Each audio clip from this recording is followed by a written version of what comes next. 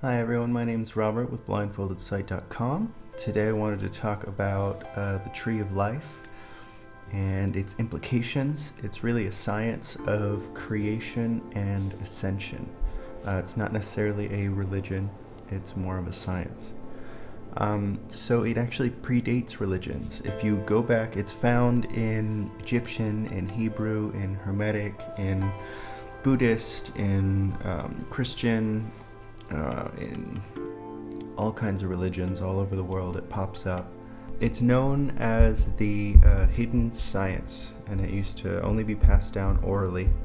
Its origin is shrouded in mystery, but first accounts of the books show up around 4,000 years ago. These are like the Zohar is one of the main texts. Some believe it began in Spain, and others believe it came from Israel with Abraham.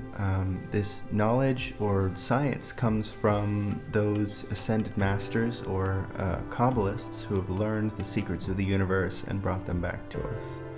It's said that this knowledge was kept hidden for 6,000 years until man was able to receive it properly. I believe this time is now, because in 1995, all of the books that make up the Tree of Life have been made public. For centuries now, they've been hidden and shrouded in secrets and in code. These books were written in a language of branches, and it's a language within a language, so that only those who were worthy and who had a teacher would be able to gain the true knowledge that the books had to offer. This is actually what I believe the rapture is, not necessarily like a random choosing of people to like raise up to heaven, but actually people learning about their inherited abilities, people learning about the truth of life, and then the truth sets them free. So this knowledge is for us as a collective whole. It's now being brought back into the light to help us raise our consciousness and to realize that we are fourth dimensional beings. And we have to actualize that in reality.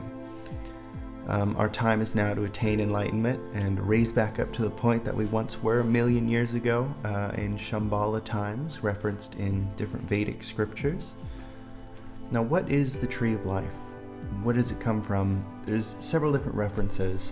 The one I'm going to talk about is the Kabbalah, which is the Hebrew origin, one of the first texts we have, so I'm going to focus on that one. Really interesting. The Hebrew language is very mathematical. 22 digits. 22 seems to be a big important number. There's 22 paths on the Kabbalah tree. There's 22 cards of the major arcana in tarot, which also line up with the different paths.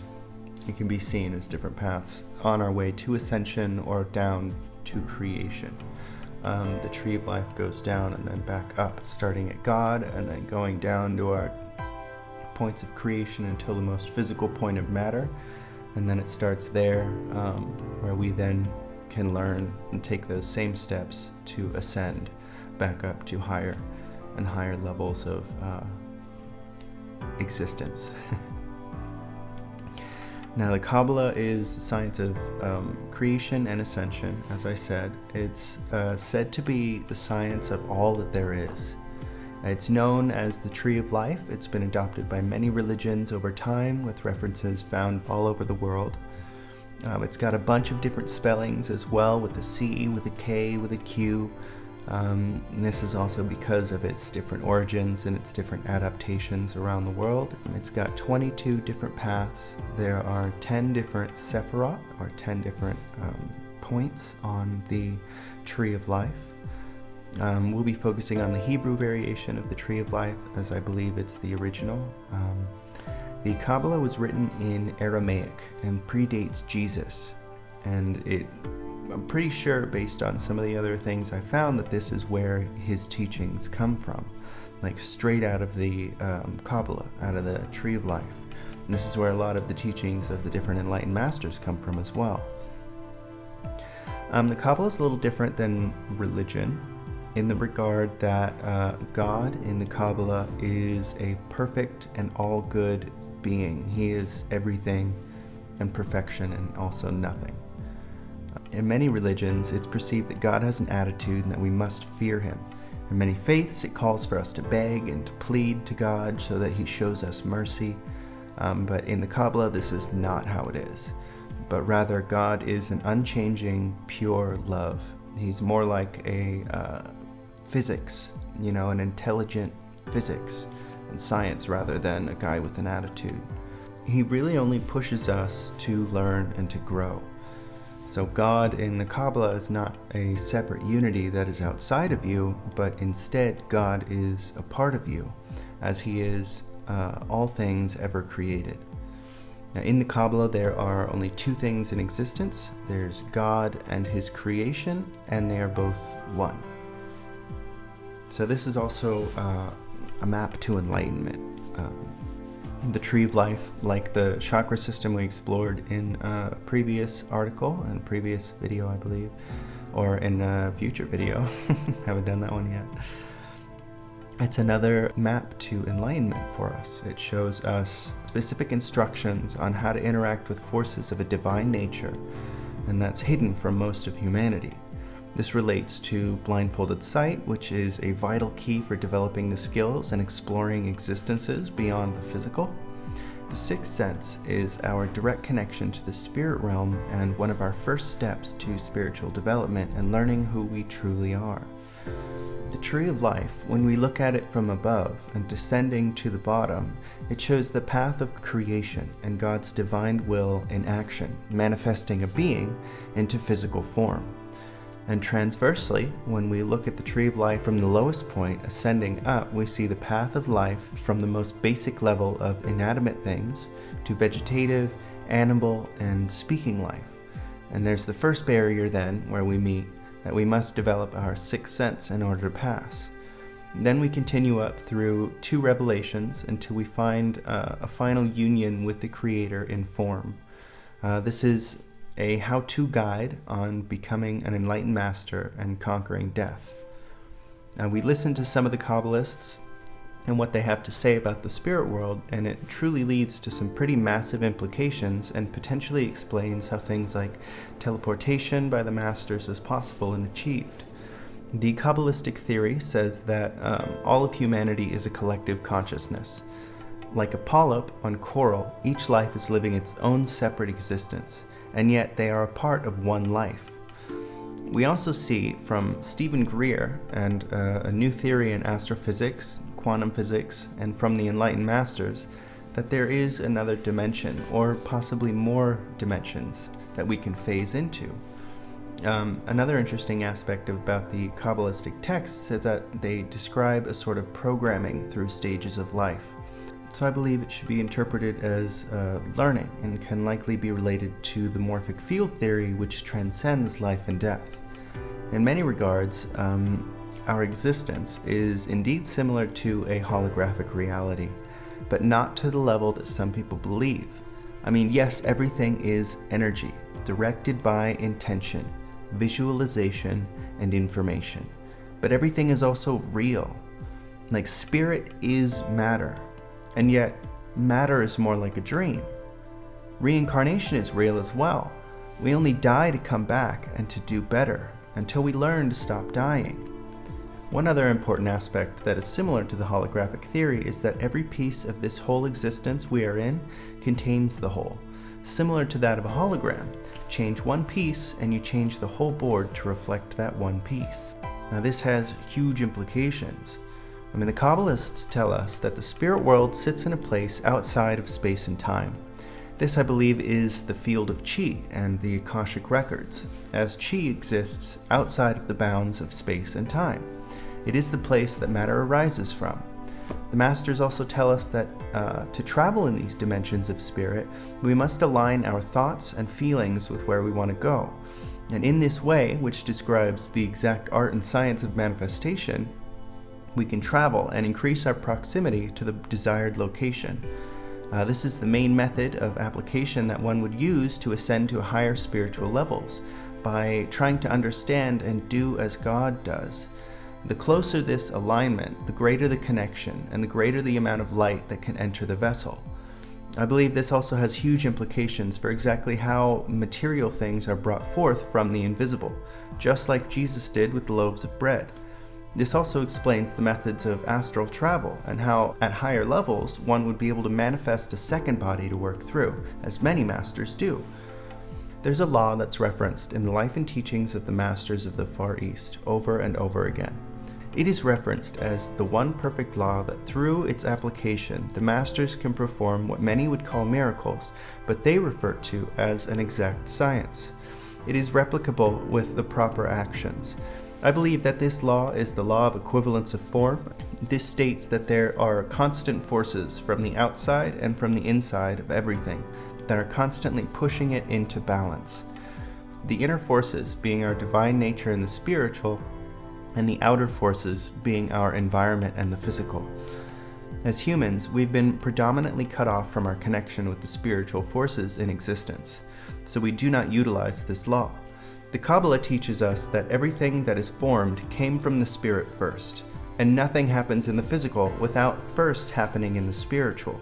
By use of this law and the perfection of energy use in the masters, as well as perfection in the sixth sense, he can manifest bread by making it from the spiritual, and then by the perfect fulfillment of that law, the bread is then brought forth into the physical and appears out of what seems like thin air.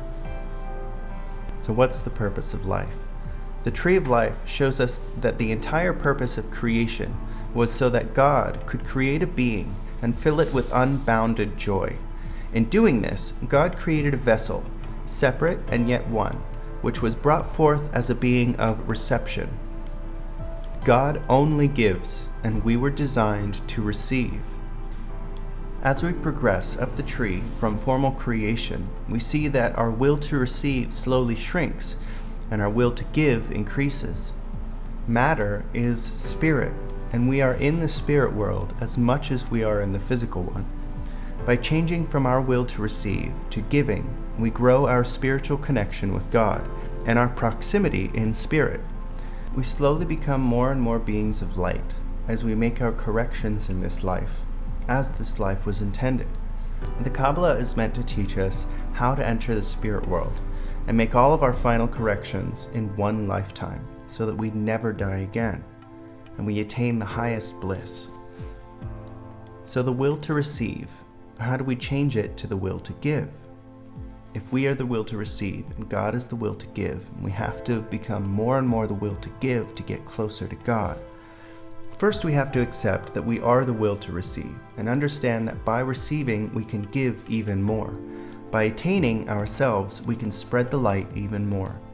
One important aspect the Kabbalists speak about is that more than actions is the intention that matters. You have to bring your understanding to God's level and see beyond good and evil. Everything is perfection. We have free will to do anything we wish, and from this we created duality. And the Tree of Life shows us that the way to ascension is recognizing our divinity and trying to be pure love for all, and see the good in even the worst events. When plants die, they add to the soil and grow the next generation stronger and more vibrant than was possible before. We are a collective. One of the most fundamental goals of these teachings is to show man that the greatest joy and perfection comes from giving to others and treating your neighbor as yourself. We must treat every other person we see like us, and we want to help them and bring them comfort and satisfaction as much as we do for ourselves.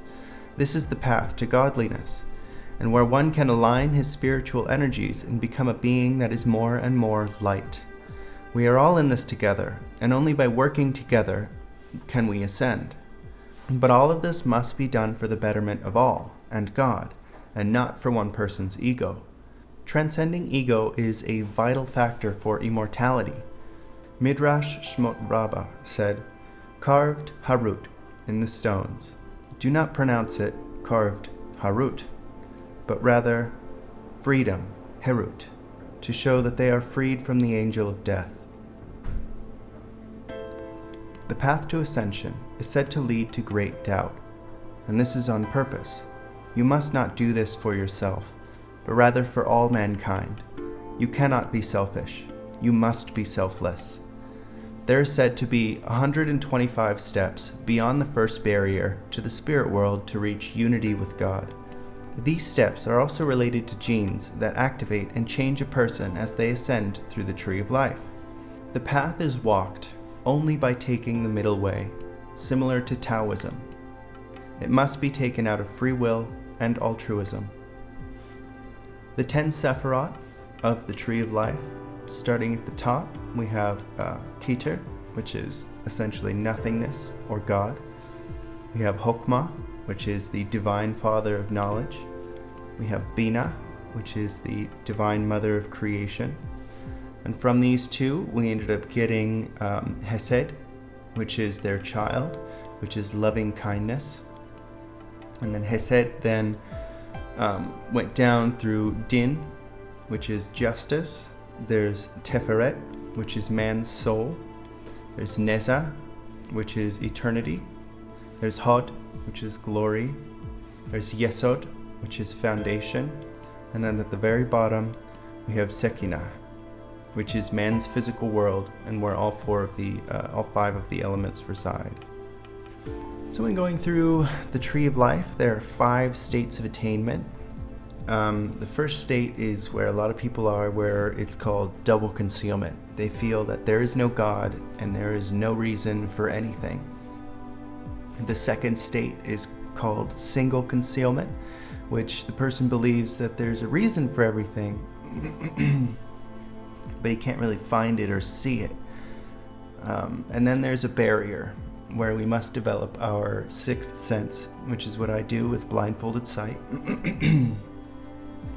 And we must develop our internal screen, as they call it in the Tree of Life, where you can then perceive energy, spirits, you can communicate with God directly, all this good stuff. And then beyond the first barrier, you begin to form and start doing your physical corrections. This is where you start to find satisfaction from all things, and the more you give leads to more success, and your 6th sense continues to be developed here as well. The first revelation is where you begin to have a high level of contact with the Creator's nature, and you begin to see and feel what He sees and what He feels and what He wants. You begin to want the same thing, which is unconditional love for all and the betterment of all mankind.